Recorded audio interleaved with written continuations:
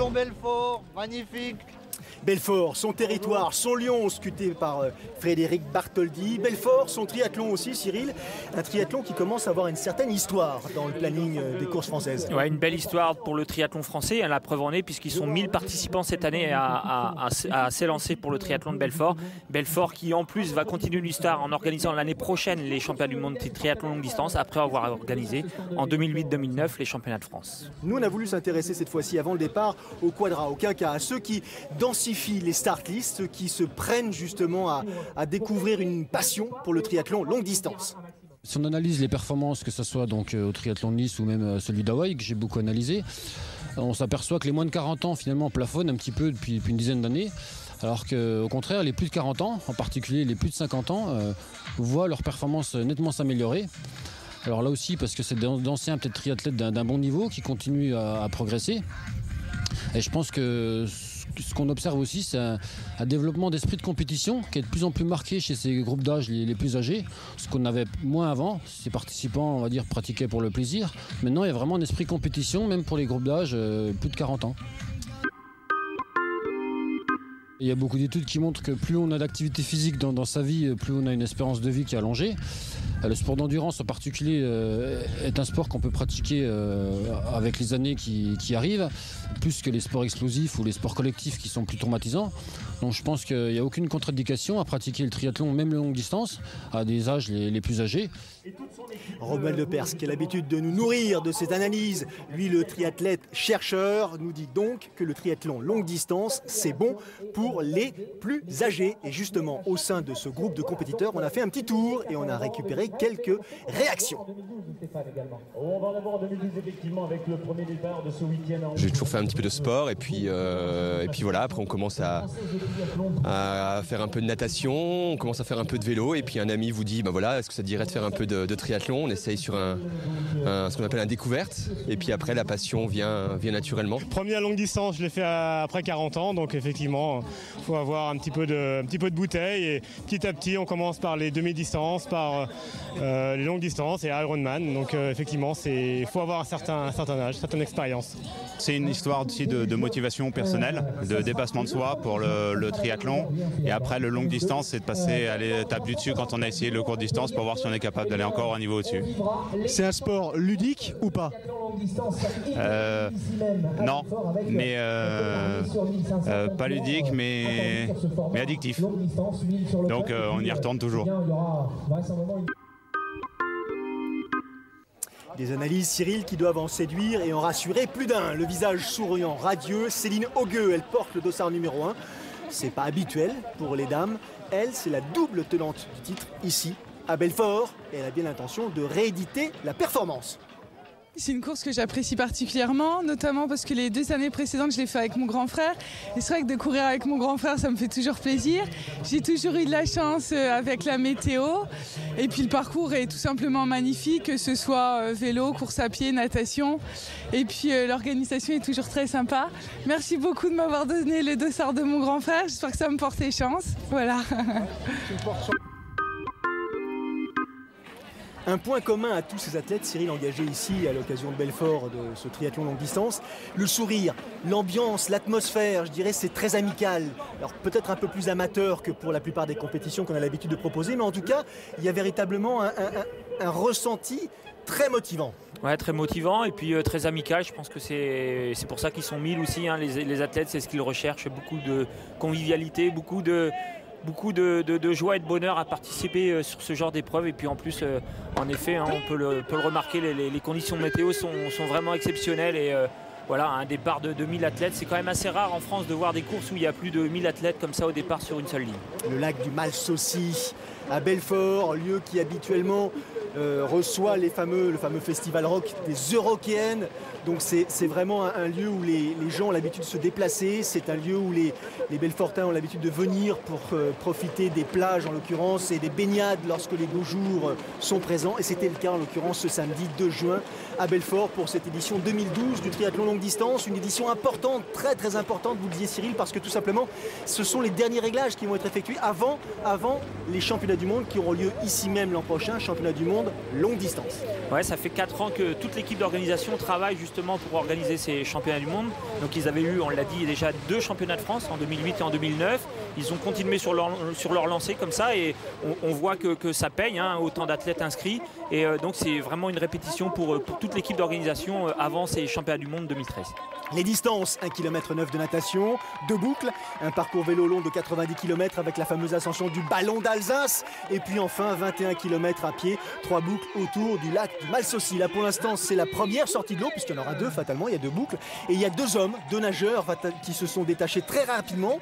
Ces 2 nageurs, ce sont Anthony Pagnier, qui fait partie des espoirs français sur triathlon et sur triathlon longue distance, et puis un homme qu'on connaît un tout petit peu moins bien, russe, Stanislav Krylov, qui lui commence à tout doucement aussi donner quelques sueurs froides aux concurrents internationaux. Ouais, Stanislav qui avait couru beaucoup aux États-Unis les années précédentes, qui avait été faire ses gammes un peu aux États-Unis, qui est revenu cette année en France. Et puis Anthony Pagnier, ouais, c'est un nom qu'on a l'habitude d'entendre dans le milieu du triathlon français, un jeune espoir qui, on l'espère, nous amènera quelques très bons résultats cette saison pour, pourquoi pas, l'année prochaine s'aligner avec l'équipe de France sur les championnats du monde de Belfort. Pourquoi pas, effectivement. Quelques autres noms en l'occurrence ici à Belfort, Bruno Freudenreich, il y a aussi Gérard Witz, il y a Romuald Lepers, il y avait Xavier Fanovar, d'autres qui sont, je dirais, des amateurs éclairés, qui n'ont pas forcément l'identité de professionnels. C'est pour ça qu'on fait quelques nuances entre ceux qu'on a l'habitude de croiser sur les circuits et ceux qui sont présents ici. C'est pas tout à fait le même type de course. Il n'empêche qu'il faut aussi passer par ce type d'épreuve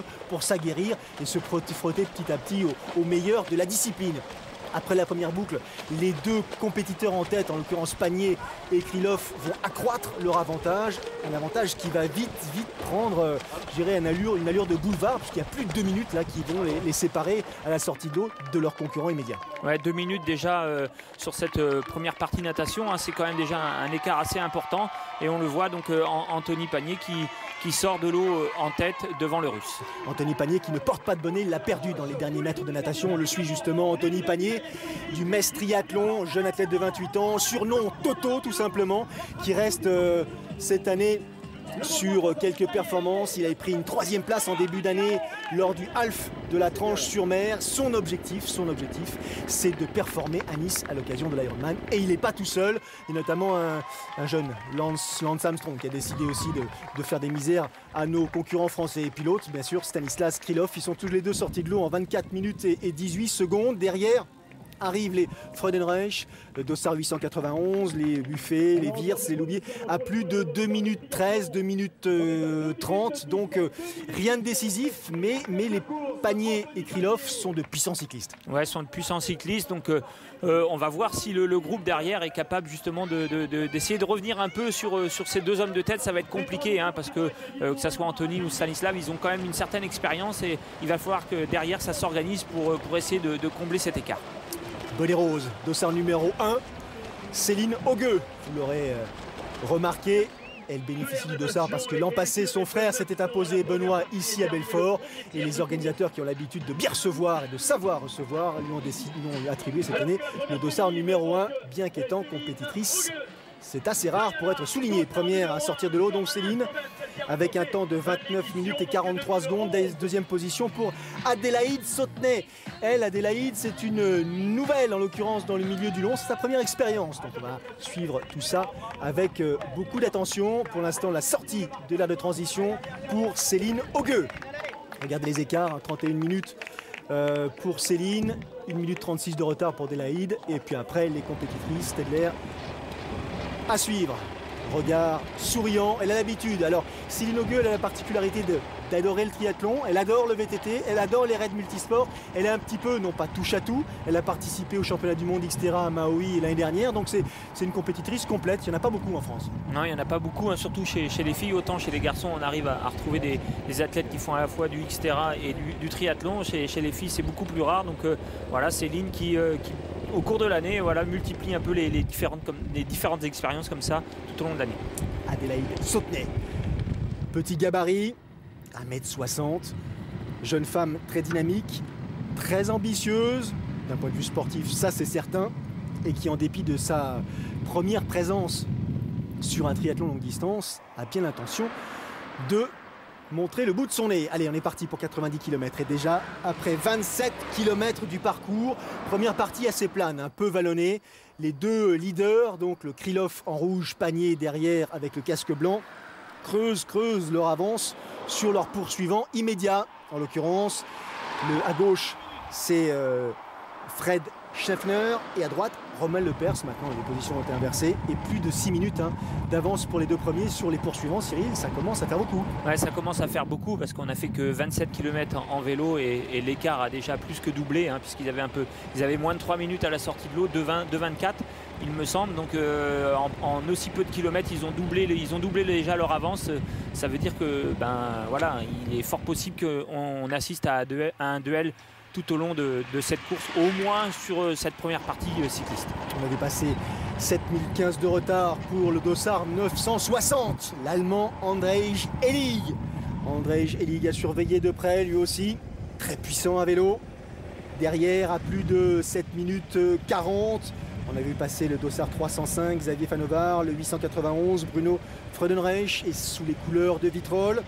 On se demande un petit peu s'ils n'ont pas été surpris par l'agressivité des deux premiers là qu'on suit à l'écran. On voit en gros plan Anthony Panier qui respecte les écarts avec Stanislas Krylov. On se demande s'ils n'ont pas été un petit peu naïfs aussi.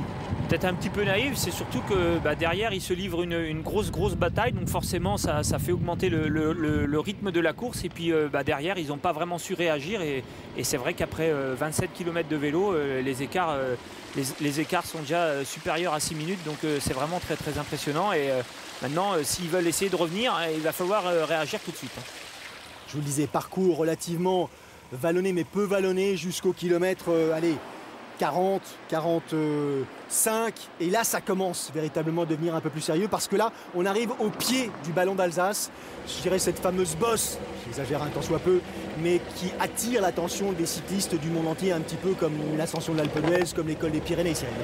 Ouais, c'est vrai que le ballon d'Alsace est quand même reconnu dans le milieu du vélo, donc c'est aussi l'attractivité du triathlon de Belfort, c'est de grimper ce ballon d'Alsace, et là pour les poursuivants, s'ils veulent revenir, il va falloir vraiment attaquer tout de suite parce que derrière après on redescend et ça sera compliqué de combler les écarts dans la descente du ballon d'Alsace. Ballon d'Alsace qui n'est pas véritablement une montée très difficile, elle n'a pas des pourcentages qui sont colossaux, mais il n'empêche que dans cette première partie de l'ascension, encore une fois Panier, Krylov, ils accélèrent le rythme et derrière on a du mal véritablement à essayer de hausser son propre rythme, à hausser un petit peu son agressivité. On a du mal à augmenter le rythme pour justement au moins limiter les écarts, au moins essayer de stagner les écarts, mais on n'y arrive pas. 1 km 48, on est maintenant à plus de 12 minutes, voire 14 minutes de retard sur les premiers, donc vraiment les premiers qui attaquent vraiment très très fort. Maintenant il faut faire attention, c'est les premières chaleurs, il ne faudrait pas non plus qu'ils soient en sur-régime.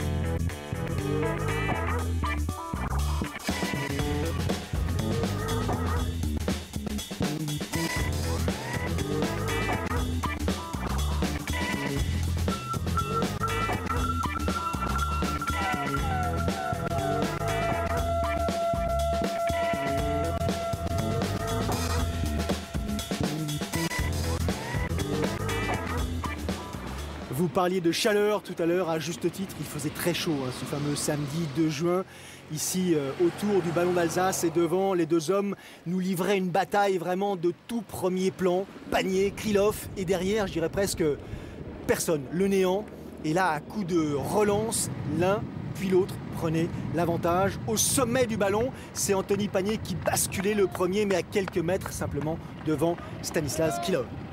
Ouais, Panier qui je pense a dû faire l'effort qui a fait l'effort dans ce col pour essayer de prendre quelques longueurs d'avance sur le Russe. Il se sait un peu moins fort en course à pied, donc c'est vrai que s'il pouvait arriver avec une bonne petite minute d'avance pour déjà se lancer sur ces 20